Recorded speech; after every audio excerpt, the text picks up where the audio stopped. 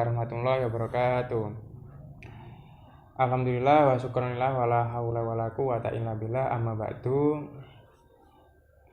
Mari kita panjatkan puja dan puji syukur kehadirat Allah Subhanahu wa taala.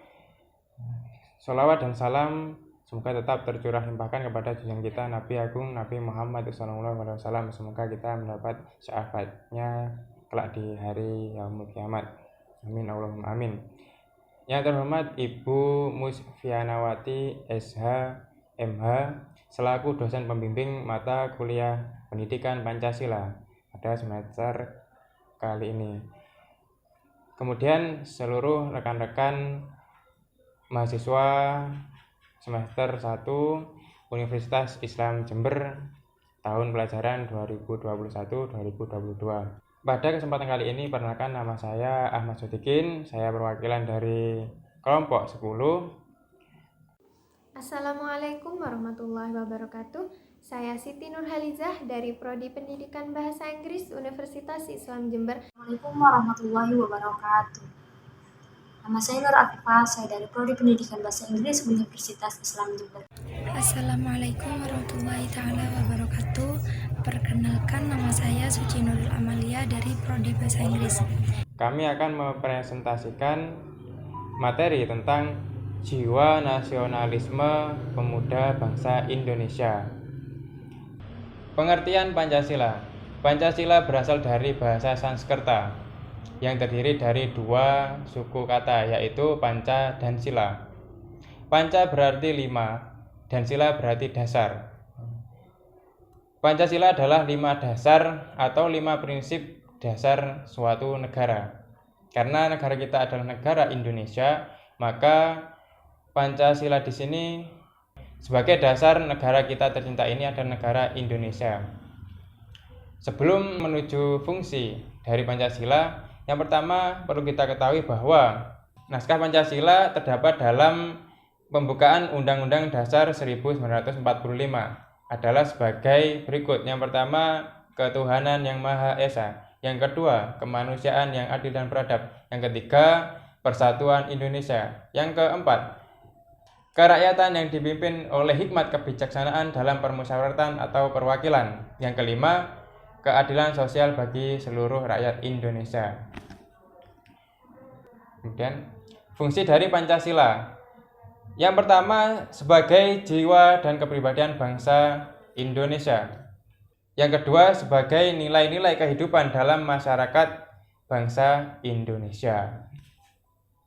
Apa itu nasionalisme dan seberapa pentingnya nasionalisme bagi kelangsungan suatu negara? Nasionalisme dapat diartikan sebagai suatu paham yang menganggap kesetiaan tertinggi atas setiap pribadi atau masyarakat terhadap negara tersebut. Dalam artian, setiap pribadi atau masyarakat yang memiliki jiwa nasionalisme pastinya akan memiliki sikap dan jiwa rela berkorban demi negara dan pastinya sangat cinta tanah air. Nasionalisme sangat diperlukan dalam kelangsungan suatu negara. Dengan harapan, dengan adanya nasionalisme, maka akan memunculkan rasa persatuan dan kesatuan bangsa. Mengapa nasionalisme sangat diperlukan dalam memunculkan rasa persatuan dan kesatuan bangsa? Yaitu karena dengan adanya jiwa nasionalisme pada setiap pribadi atau masyarakat, maka masyarakat atau pribadi tersebut akan mengutamakan kepentingan negara daripada kepentingan pribadi. Yang kedua, akan memiliki sikap rela berkorban dan cinta tanah air. Dan yang ketiga, bangga bertanah air Indonesia. Dengan seseorang bangga bertanah air Indonesia, maka seorang akan melakukan apapun untuk memajukan bangsa Indonesia tersebut. Dan yang terakhir, mengembangkan persatuan Bhinneka Tunggal Ika. Jiwa nasionalisme sangat penting, apalagi di era globalisasi saat ini, di mana budaya luar dengan mudahnya masuk ke dalam Indonesia tanpa penyaringan. Budaya luar yang sesuai dengan ideologi Pancasila atau nilai-nilai Pancasila Itu tidak masalah jika diterapkan di dalam Indonesia, di dalam negara Indonesia ini.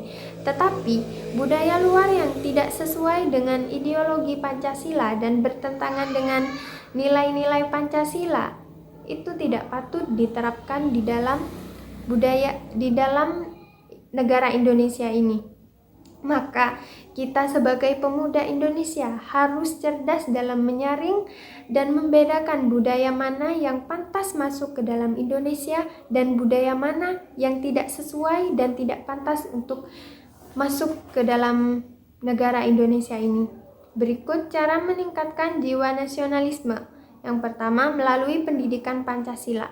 Melalui pendidikan Pancasila, maka pemuda Indonesia akan mengerti seberapa pentingnya jiwa nasionalisme dan apa akibat dari memudarnya kebudayaan dan akibat dari budaya luar yang tidak baik yang masuk ke dalam Indonesia ini.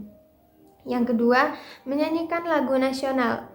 Dan yang ketiga, penghormatan bendera merah putih. Dan yang terakhir, penggunaan bahasa Indonesia yang baik dan benar. Kita sebagai bangsa Indonesia, sebagai pemuda Indonesia, maka sepatutnya kita menggunakan bahasa Indonesia yang baik dan benar. Berlaku jiwa nasionalisme.